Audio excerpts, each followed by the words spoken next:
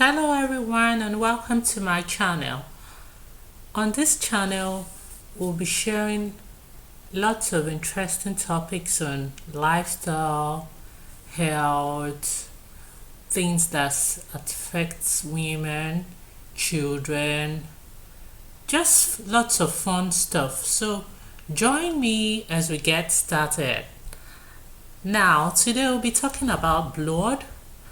Everybody knows what blood is. We all have blood that runs through our veins, our blood vessels, and yeah, I'm sure you have an idea of what blood is. But then we're going to talk about a part that confuses or is not clear to many people, including myself at one point. So come on and let's get started. So as you know, everyone has blood in his or her body. Blood is a very important component of what makes up the human body. Everyone should have blood.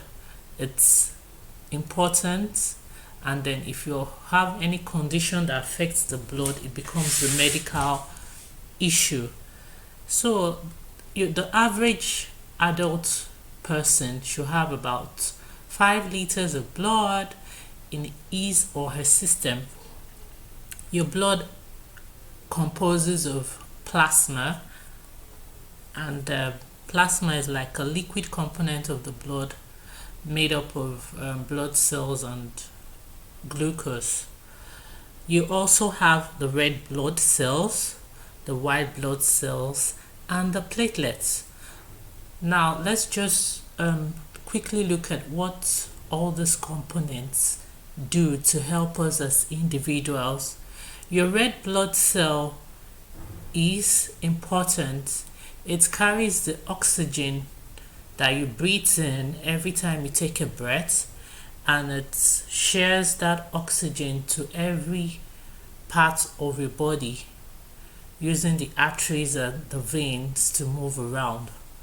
It supplies oxygen and then it gets carbon dioxide out.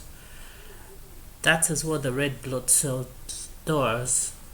Your white blood cell is your fighter. It helps you fight infections and it's part of your immune system.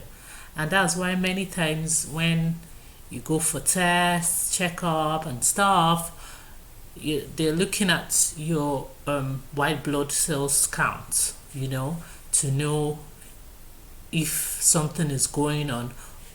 Invariably, if the levels are high, that means your system is fighting something. So that's why the white blood cell is so important. Now the platelets helps your blood clot. So when you have a wound and that effect that stops the bleeding and it begins to clot is the function of your platelets. So that's just like a brief explanation on the components of your blood. Where we are going to is the blood groups and then Rhesus factor. Okay, so we have 4 main blood groups. 4 main blood groups: A, B, AB, and O. Let me lay emphasis on these blood groups and take it again. So I said we have 4 blood groups: A, B, AB, and O. Now just put that in your mind that we have 4 blood groups. Now we're going to talk about Rhesus factor because they all kind of link up. That's the blood group and Rhesus factor. What is Rhesus factor?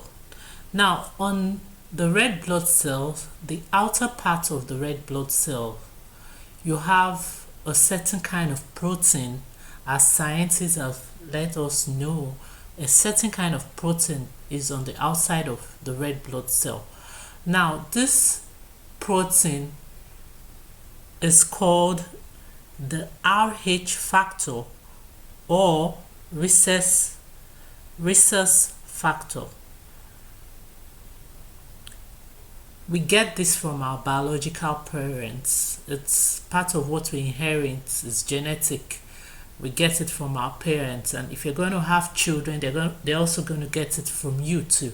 So it's part of what we inherit from our parents, the Rhesus factor.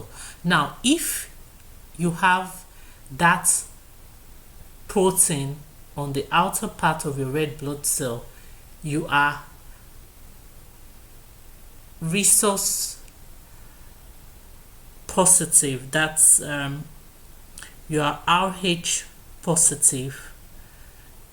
That is, if you have that protein on the outer part of your red blood cell, and if you don't have it, you are negative. So now I'm going to link up this explanation of Rhesus factor to our blood group.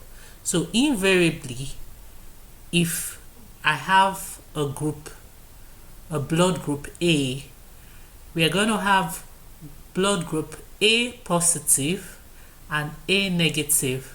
That means this individual with a blood group A has that protein that makes up the Rhesus factor and is A positive, or the individual in question does not have that protein outside his red blood cell and is A negative. So invariably we have 8 blood groups.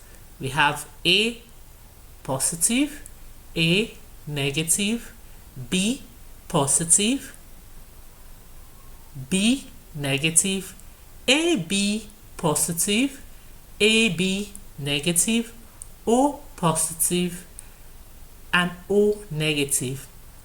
The key thing you have to understand here is that you are the positive and the negative depends on the Rhesus factor, which we inherit from our parents, and the Rhesus factor is positive if you have that protein on the outer side of your red blood cell, and then it's negative if you do not have that protein on the outer part of your red blood cells. Isn't that easy? Isn't that clear? If you have any questions, please put it on the comment section. If you're not clear, if you have some suggestions for me, if you feel I didn't explain that part very well, please kindly make a comment and I would attend to it. Thank you. So let's go ahead.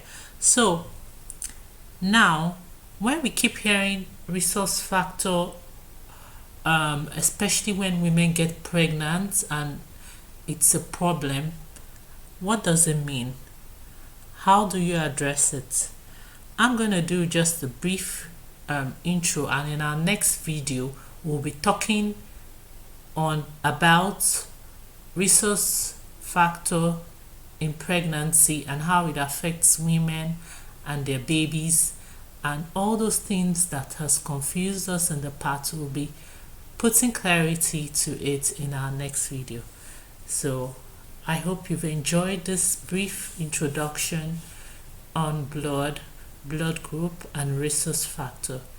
If you like this video, please kindly click on the like button, kindly subscribe, and please kindly share to your friends and family.